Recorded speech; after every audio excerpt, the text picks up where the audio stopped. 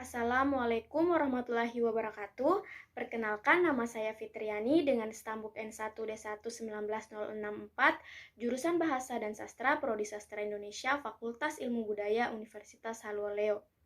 Saya membuat video ini untuk mengerjakan tugas pengajaran Bahasa dan Sastra.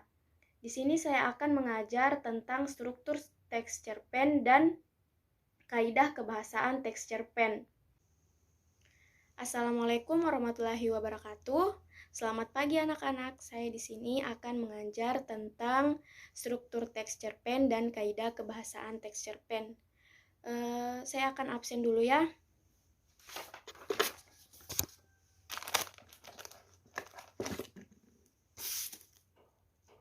Resmi Sagita,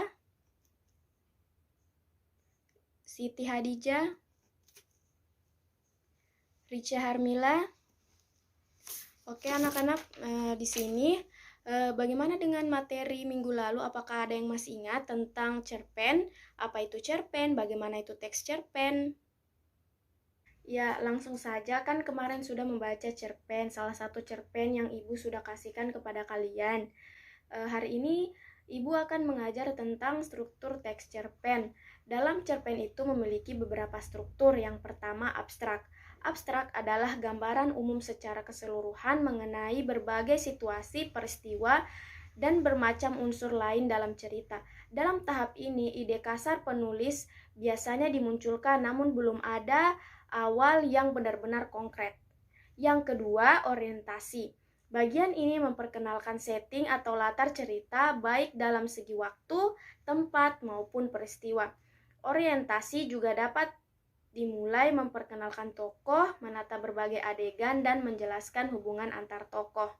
Yang ketiga, komplikasi. Merupakan bagian di mana berbagai konflik mulai muncul. Konflik dapat berupa masalah, pertentangan, atau kesukaran-kesukaran bagi tokoh utama mulai diperlihatkan. Bagian ini menjelaskan bagaimana sebab akibat konflik yang terjadi antar tokoh. Biasanya komplikasi juga mulai membentuk, mengubah, atau memperlihatkan karakter tokoh yang sebenarnya pula. Yang keempat, pencapaian konflik. Berbagai masalah, peristiwa menantang, pertentangan, atau kesukaran-kesukaran tokoh terus berkembang dan hampir mencapai puncaknya. Itulah pencapaian konflik. Yang kelima, puncak konflik. Konflik sering disebut juga sebagai klimaks. Ini adalah bagian puncak dari konflik. Bagian cerita yang paling mendebarkan dan permasalahan mencapai batasnya.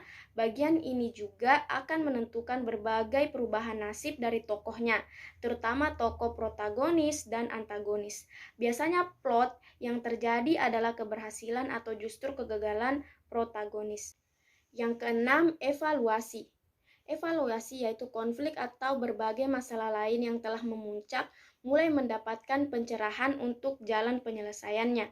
Evaluasi adalah tahap ketika konflik jadi diselesaikan atau justru benar-benar berhasil menghentikan keinginan atau tujuan tokoh utama. Yang ketujuh, resolusi. Bagian ini berisi penjelasan maupun penilaian akhir cerita mengenai sikap ataupun berbagai nasib yang dialami oleh tokoh. Setelah mengalami peristiwa puncak sebelumnya, bagian ini adalah akhir dari konflik atau penyelesaian secara utuh. Pada bagian ini juga sering dilakukan pertanyaan terhadap kondisi akhir yang dialami oleh tokoh protagonis atau tokoh utama. Yang terakhir yaitu yang kedelapan, koda. Koda adalah penutup atau akhir dari keseluruhan isi cerita. Koda dapat berisi kesimpulan dari seluruh cerita seperti interpretasi penulis mengenai kisah yang disampaikan. Tidak semua cerita memiliki koda, terutama karya-karya sastra serius yang bersifat tidak ingin menggurui dan ingin membaca yang menyimpulkan sendiri berbagai pesan dan amanat yang terdapat dalam sebuah karya. Yang kedua, kaidah kebahasaan teks cerpen.